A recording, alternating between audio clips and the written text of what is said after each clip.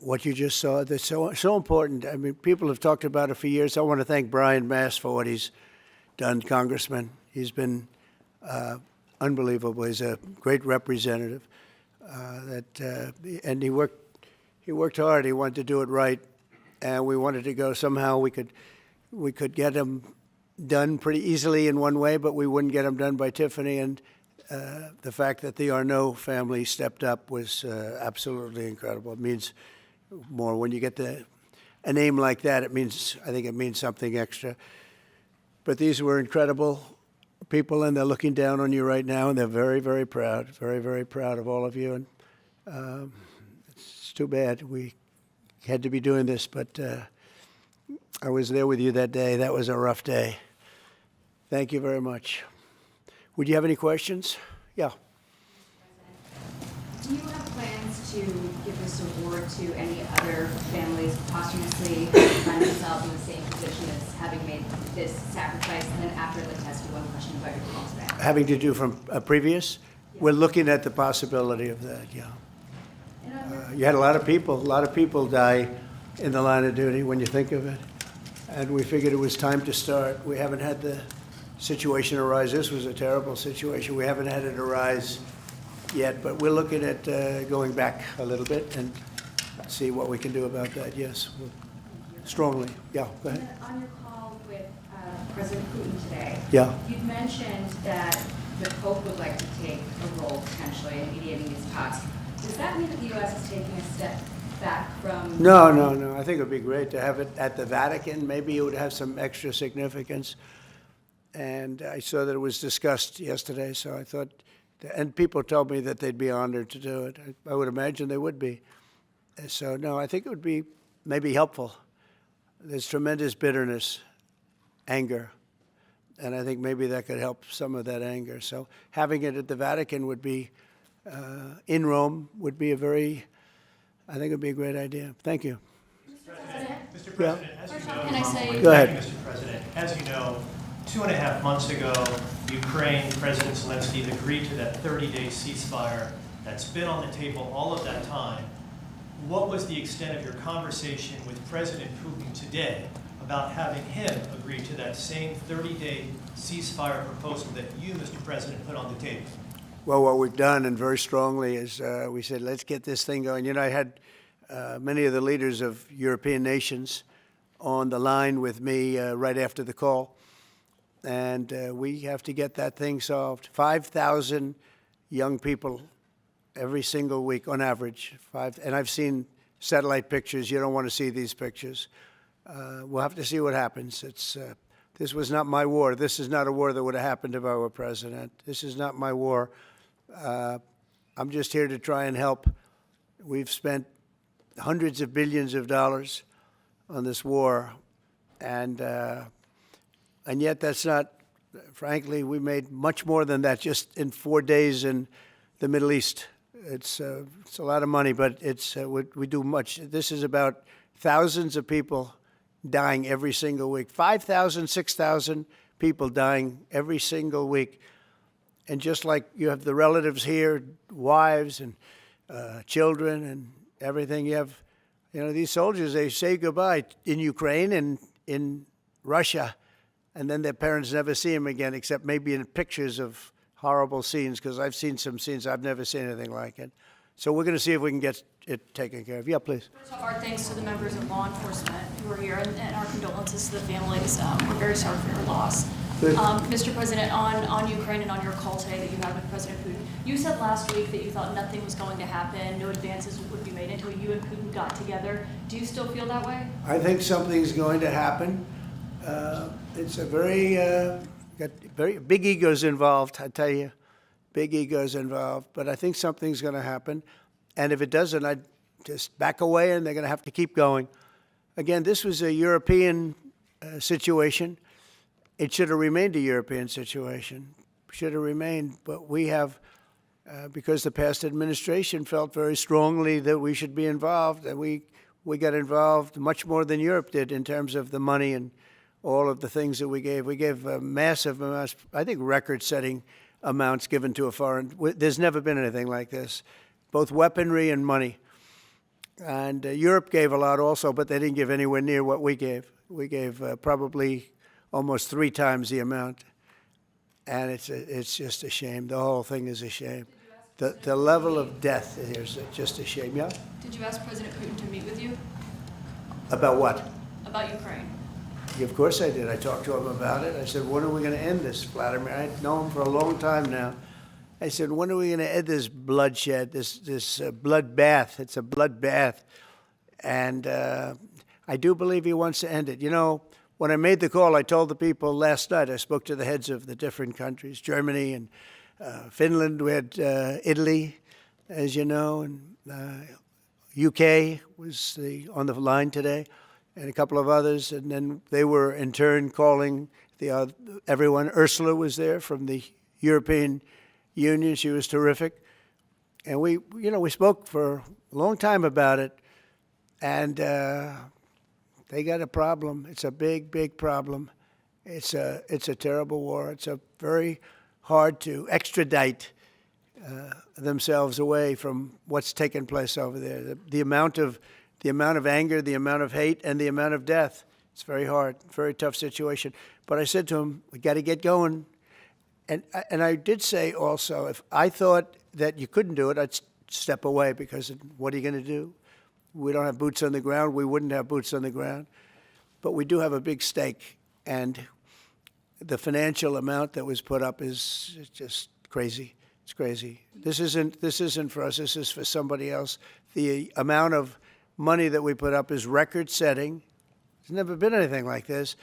And that includes weapons. Never been anything like this. Yeah, please. Mr. President, on the medal, how far back do you intend to look to consider for the recipients? And then on your call today, if Putin ultimately proves to be the obstacle to peace, is further arming Ukraine on the table at that point? Well, we'll look. I mean, we're going to look. I hope that, I like to think positively, frankly. I just can't believe that they allow this to continue. This would have never happened if I were president, and most people admit that. It would have, and it didn't happen for 4 years. And October 7th would have never happened either. That's the attack on Israel. That would have never happened. So sad, a lot of things wouldn't have happened, but so sad to see it. No, I think that there's a good chance we can get this done. I believe Putin wants to do it. Now, if I thought Putin didn't want, I mean, that's what I do. My whole life is like deals, one big deal. And if I thought that President Putin did not want to get this over with, I wouldn't even be talking about it, because I'd just pull out.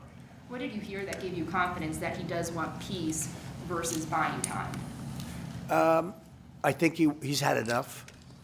I think he's had enough. This has been a long time. This has been going on for more than 3 years. When you think, right? It's been going on for a long time. Yeah, please. Oh, thank you, Mr. President. When you implored him to stop previously, Vladimir stopped on social media, and he didn't. He just continued. I'm curious, did you bring that up with him in your phone call today? You have to talk. Sorry. You previously on Truth Social implored President Putin to stop. You wrote Vladimir stop, and he didn't stop, quite the contrary. I'm curious, did you bring that up on your call with him today? And No, I didn't bring that up. But I did say, it's time, you got to stop this thing. And I believe he wants to stop. Look, I would be, I think, very able to tell whether or not he wanted to or what. I thought there was a very good chance, like a 50-50 chance, that he would say, I want to take the whole thing.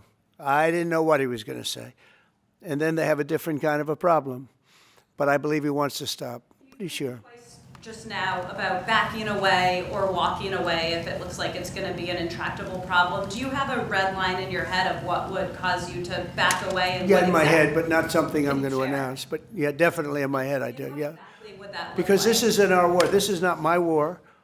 This is not the war. I mean, we got ourselves entangled in something that we shouldn't have been involved in.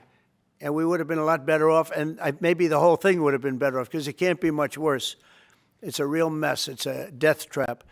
Exactly. So I think that, yeah, I would say I do have a certain line, but I don't want to say what that line is, because I think it makes the negotiation even more difficult than it is. Yes, please. Mr. President, and thank you all for your sacrifice. I'm so sorry for your loss and everybody. You mentioned the bloodbath that you want to see end in Ukraine.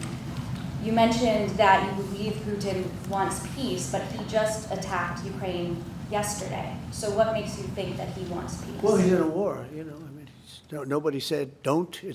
They're fighting, they're attacking each other, and people are dying all the time. He's in a war. He's fighting a war. Nobody said he was going to stop. I think, is it terrible? Yeah, it's terrible. I think it's terrible. Can you weigh in on President Biden? President Biden was diagnosed with the cancer. war, and then I want to ask you about reconciliation. Why haven't you increased the sanctions on Russia yet? Well, because I think there's a chance of getting something done. And if you do that, you can also make it much worse. But there could be a time when that's going to happen. Yep. Mr. President, On President Biden, Who was gonna say it? with the Go- ratings go ahead, downgrade from... please. do you want to from respond to President Biden being diagnosed with cancer? Are you going to call your predecessor? I think it's very sad, actually. I'm surprised that it wasn't, the public wasn't notified a long time ago, because to get to stage 9, that's a long time. I just had my physical. You saw that. You saw the results of that particular test. I think that test is standard to pretty much anybody getting a physical, good physical. We had the doctors at the White House and over at Walter Reed, which is a fantastic hospital, do it. I did a very complete physical, including cognitive tests. I'm proud to announce I aced it. Got them all. I got them all right. You proud of me? Yes. Your husband would be proud of me for getting them all right. It's a little risk. If I didn't get them all right, these people would be after me. It would be not a good situation. But I think, frankly, anybody running for president should take a cognitive test. They say it's unconstitutional, but I would say in that particular case, having a cognitive test wouldn't be so bad. But when you take tests, medical, as a male, that test is very standard. I don't know if it's given to everybody, but it's given just about. And it takes a long time to get to that situation. Now, I think, to get to a stage 9, I think that if you take a look, it's the same doctor that said that Joe was cognitively fine. There was nothing wrong with him. Well, he said, if it's the same doctor, he said there was nothing wrong there, and that's being proven to be a sad situation. And the auto pen is becoming a very big deal. The auto pen is becoming a big deal because it seems like that maybe was the president who ever operated the auto pen. But when they say that that was not good, they also, you have to look and you have to say then the test was not so good either. In other words, there are things going on that the public wasn't informed, and I think somebody's going to have to speak to his doctor. If it's the same, or even if it's two separate doctors, why wasn't the cognitive ability, why wasn't that discussed? And I think the doctor said he's just fine, and it's turned out that's not so. It's very dangerous. Look, this is no longer politically correct. This is dangerous for our country. Look at the mess we're in. You're talking about all these questions on Ukraine and Russia that would have never happened. As an example, if I were president, would have never happened. The other thing is you have to say, why did it take so long? I mean, this takes a long time. It can take years to get to this level of danger. So it's a very, very sad situation, and I feel very badly about it. And I think people should try and find out what happened, because I'll tell you, I don't know if it had anything to do with the hospital. Walter Reed is really good. They're some of the best doctors I've ever seen. I don't even know if they were involved, but a doctor was involved in each case. Maybe it was the same doctor, and somebody is not telling the facts. That's a big problem. President Biden had President Zelenskyy of Ukraine says that the Ukrainians are ready for a ceasefire, they're ready for peace negotiations. In your mind, is Ukraine doing enough to get this peace? I'd rather tell you in about 2 weeks from now, because I can't say yes or no. I think, look, he's a strong person. Zelenskyy, a strong guy, and he's not the easiest person to deal with. But I think that he wants to stop. He's, not. It's a very bad thing that's happening over there. I think he wants to stop. But I could answer that question better in 2 weeks or 4 weeks from now. I hope the answer is that he wants to get it solved.